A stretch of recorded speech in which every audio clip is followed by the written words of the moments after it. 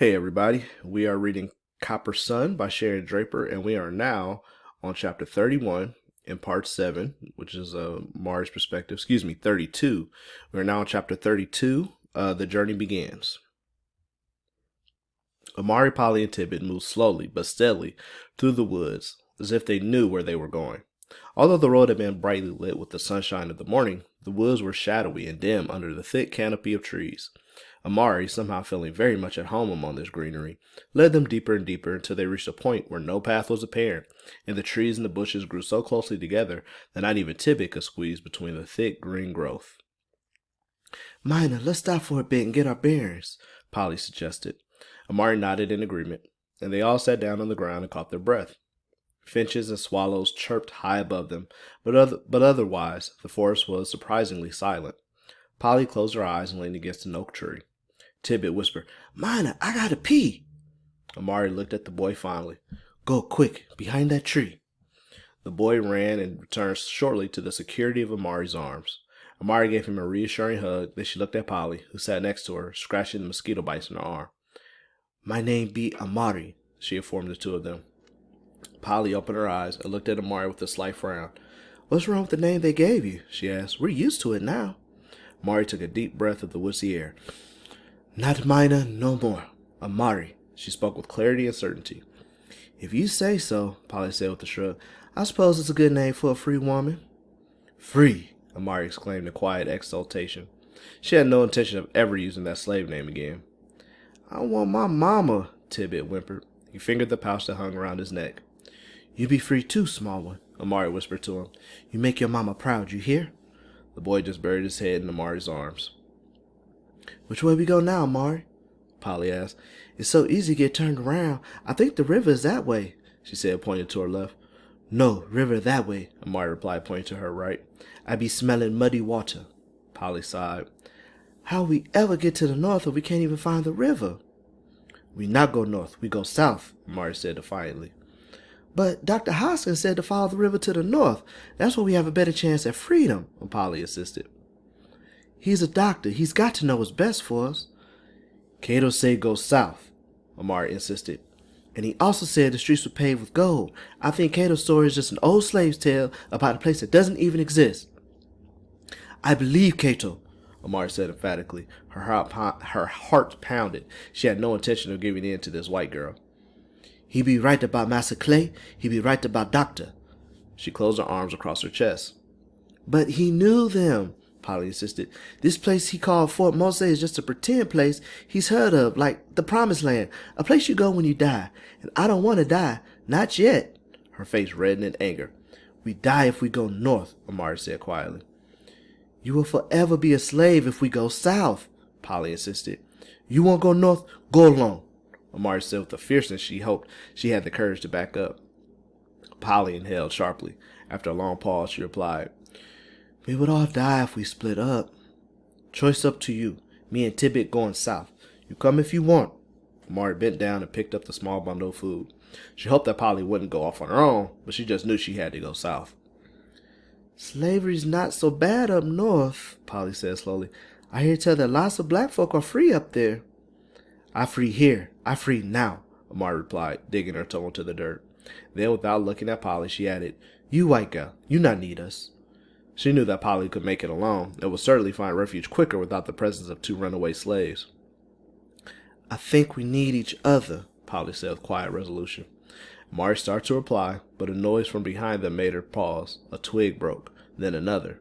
Amari held Tidbit tightly and held her breath. None of them moved. Someone was approaching.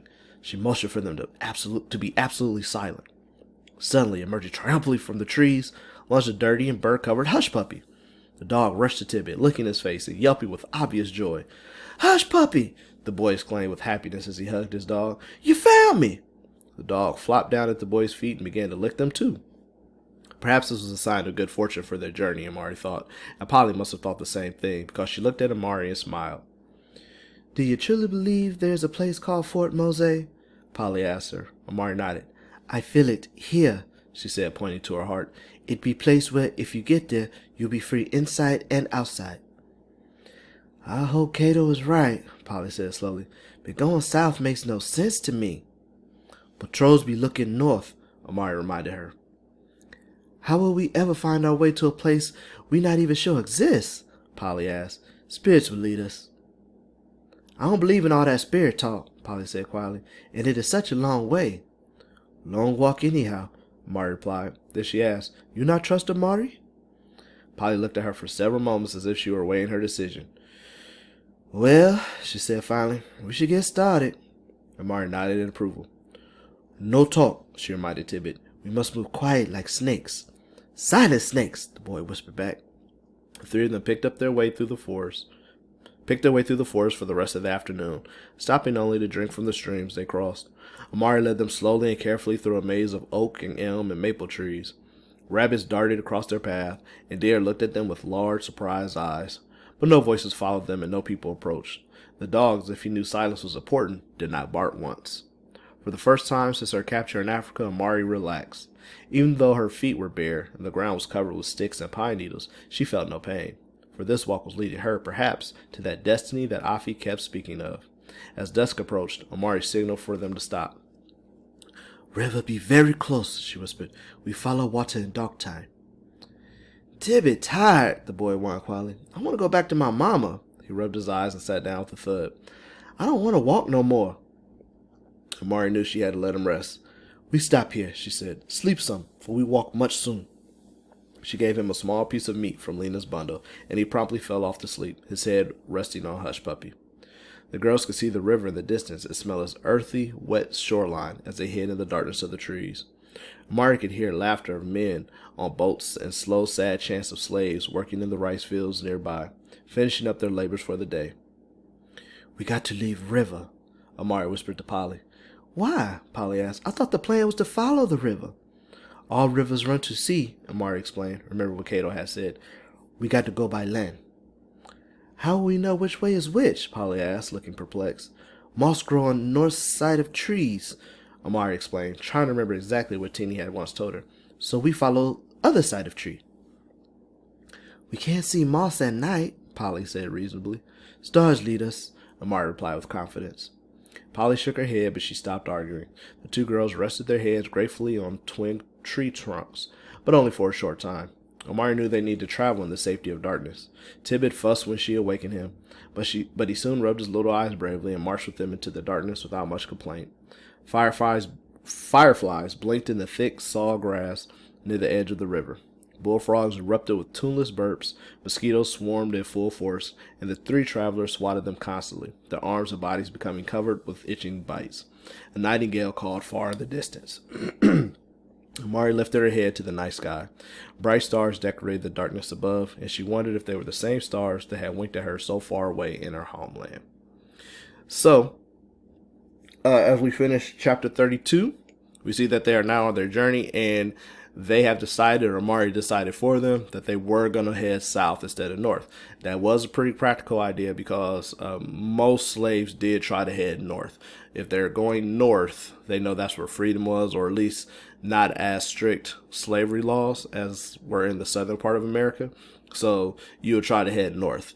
Most slavers and overseers, they knew that, so they would always patrol the north. So it did make a little more sense to go south, but you also have to worry that you were going deeper into slave country, which was why Polly kept saying, oh my, I don't understand why we're going south. Like, we go north is a little bit, easier for us to get there. So also notice that Amari is starting to find her strength. She is adamant. She rejected her slave name of Mina, and she's embracing her name Amari, which she always did anyway. But now she's fully like, don't ever call me Mina again.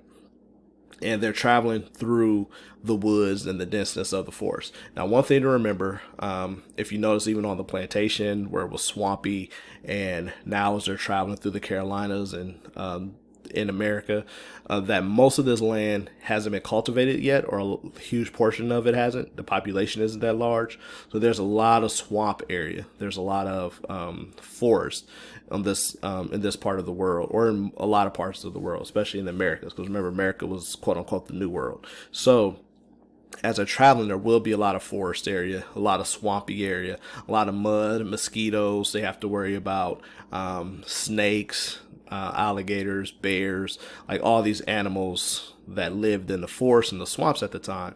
They have to worry about that. Now, they would have had to worry about that as well going north, but it will become less because the north was more industrious as they're going further south, which was mostly slave country. Like there's a lot of slave country north too, but as you go further south, there is a lot more forest and swamp areas. So that's another thing that they have to contend with. Also know that they have a 4-year-old with them. So Tidbit's only 4 years old and he has to travel through this to try to be free, which he, as of now, you'll notice later that he doesn't really understand that concept because he's born into slavery and that's all he's ever known. So we're finishing up 32 and hope to see you back for the next one.